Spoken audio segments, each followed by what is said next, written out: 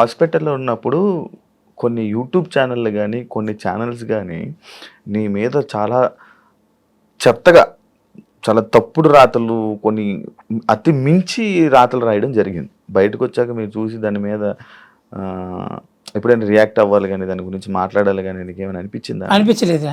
ఎందుకన్నా? థ్యాంక్స్ చెప్పాలనిపించింది నాకు ఒక్కటి, కానీ చెప్పలేకపోయాను ఎవరికి. అందరు యూట్యూబ్ ఛానల్కి థ్యాంక్స్. ఎందుకన్నా థ్యాంక్స్? కనీసం రాశారు కదా. ఓకే. నేను కొన్ని ఛానల్స్ నేను బయటకు వచ్చిందో చూసా.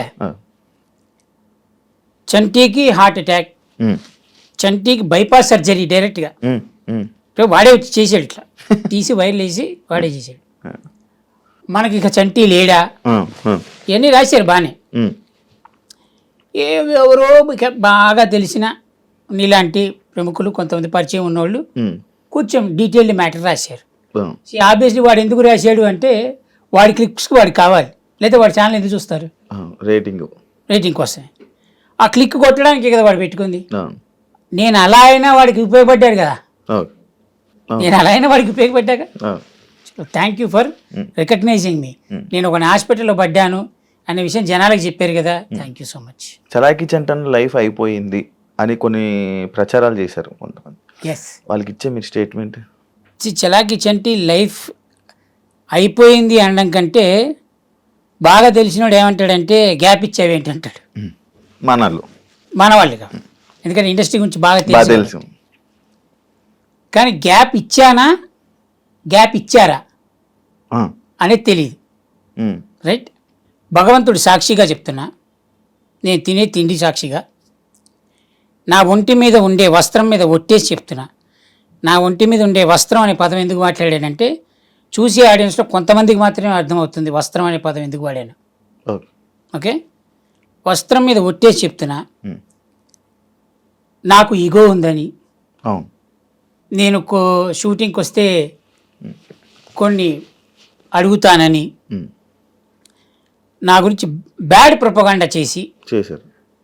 నాకు సంబంధం లేని విషయాల్లో నన్ను ఇరికిచ్చి నా కెరియర్లో జరగాల్సిన కొన్ని సంఘటనల్ని ఆపేసి అలా చేసిన ప్రతివాడు నా వస్త్రం మీద ఒట్టేసి చెప్తున్నా. ఇంతవరకు ప్రపంచంలో నేను ఎప్పుడు ఎవరికి చెప్పలేదు, సర్వనాశనం అయిపోతారు ఆ కొడుకులు. ఆడెవడైనా సరే నేల నాకేస్తారు. ఇది నా శాపం, ఇది కడుపు మంటతో చెప్తున్న శాపం ఇది.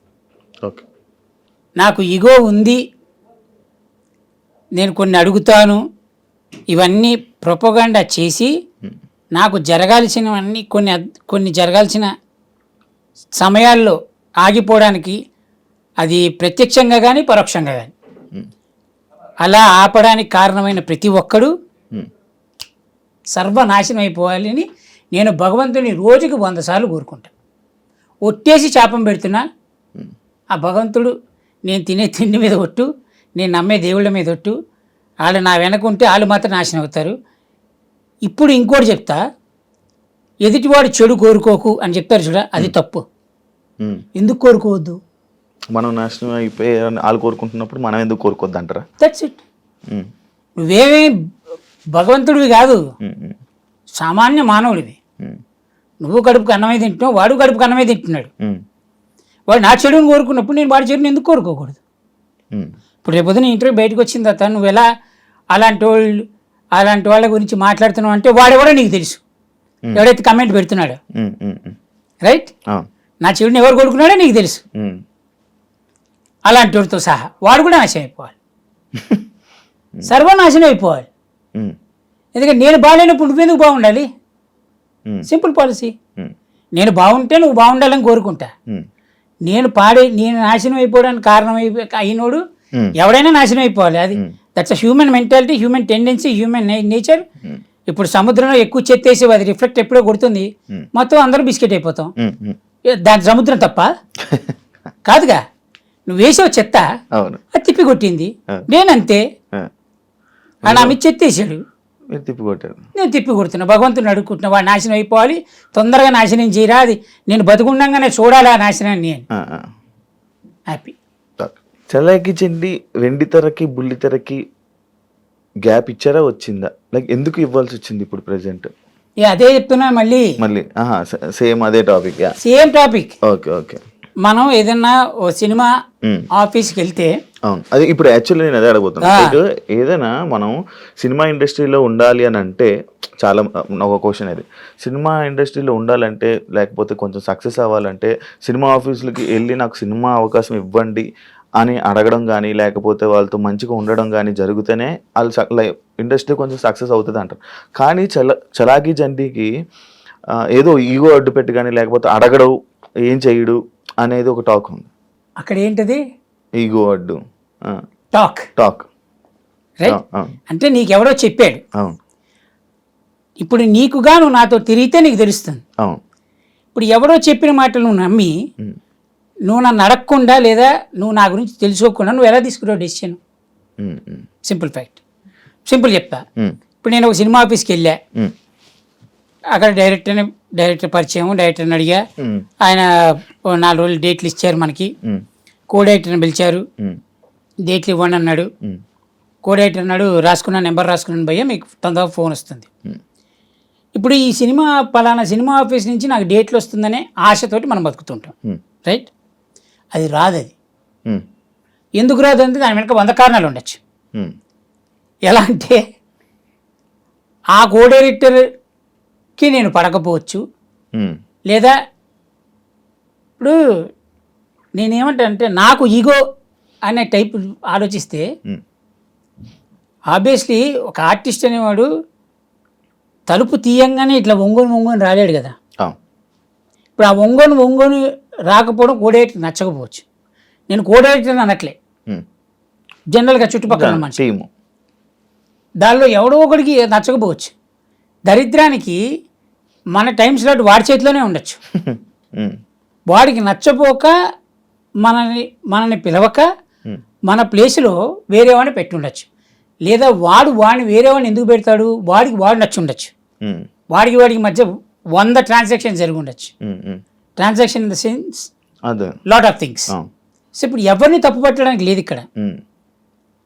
మన బాధ్యతని మనం వెళ్ళి అడిగాం. అలానే ఒకే ఆఫీసుకి 100 రోజులు తిరగంగా, 100 రోజులు తిరగంగా, 100 రోజులు తిరిగేటప్పటికి 100 రోజులు ఏ ఆఫీస్కి వెళ్తాం? డైరెక్టర్ మనకి మహా క్లోజ్ అన్నప్పుడు వెళ్తాం. ఆ డైరెక్టర్ ఇస్తాడు మనకి ఛాన్స్, ఎందుకంటే మనతో తిరిగాడు, మన గురించి తెలుసు. కనీసం ఒక డైరెక్టర్ మన మీద గుడ్ ఇంప్రెషన్ ఉందనుకో, అతను కూడా ఇస్తాడు మనకి ఛాన్స్. కో డైరెక్టర్ వచ్చి చెప్పినా ఏదైనా చంటి వద్దండి సతాయిస్తాడండి అదంట ఇదంట అని చెప్పినా కూడా నాకు తెలిసిలేవా డేట్లు అంటాడు. ఎందుకు? అతని గురించి నా గురించి కొద్దో గొప్ప అతనికి తెలుసు. ఇప్పుడు కొత్త డైరెక్టర్లు వాళ్ళకి ఏం తెలుసు? తెలియదు. ఇప్పుడు నేను కనబడింది, ఇప్పుడు నాకంటే ఏజ్ తక్కువ ఉన్నాడు, లేకపోతే నా తర్వాత ఇండస్ట్రీకి అసిస్టెంట్గా జాయిన్ అయ్యి ఇప్పుడు డైరెక్టర్ అయిపోయి హైలీ టాలెంటెడ్ డైరెక్టర్స్ అయిన తర్వాత అన్న చంటి నా బాగున్నావా అని పలకరించేవాళ్ళు కొంతమంది ఉంటారు. నేనేమనుకుంటా అంటే 2 సినిమాలు హిట్ కొట్టారు కదా అన్న చంటన్న అనేప్పుడు మనం ఏం ఫీల్ అవుతాం? భయ్యా ఎలా ఉన్నారంటాం. ఇప్పుడు భయ్యా ఎలా ఉన్నారని మనం పిలిచిన తర్వాత భయ్యా అవసరం లేదన్నా, నన్ను ఏదో పేరుతో నాకున్న పేరుతో పిలువ అంటాడు. అలా కాదు భయ్యా నేను లేదు వద్దన్నానా అంటాడు. ఇప్పుడు మనం పేరుతోటి పిలవడం మొదలెట్టాం. ఈ పక్కన ఉంటారు కొంతమంది. ఇప్పుడు ఈ డైరెక్టర్కి నాకు జరిగిన కాన్వర్జేషన్ వీళ్ళకి తెలియదు. నేను పేరుతో పిలిచిన రావడం వల్ల ఇది ఒక సంఘటన జరిగింది చెప్తున్నా. జరిగింది. నేను పేరుతో పిలవడం వల్ల ఈ పక్కన టీం హర్ట్ అయిందంట, అందుకని క్యారెక్టర్ తీసేశారు. ఇంకా గొప్ప విషయం చెప్తా. ఒక డైరెక్టర్ ఒక సినిమాలో కమిట్ అయిన తర్వాత ఒక డైరెక్టర్ ఫాదర్ అక్కడ కూర్చొని ఉన్నారు. ఇప్పుడు అతను బోర్డు వేసుకోలేదుగా నేను డైరెక్టర్ ఫాదర్ని అని. మనం వెళ్ళాము, నార్మల్గానే ఉన్నాం, ఆ పక్కన నుంచే ఉన్నాం. ఆయన సిగరెట్ తాగుతున్నాడు, నేను సిగరెట్ తాగుతున్నాను.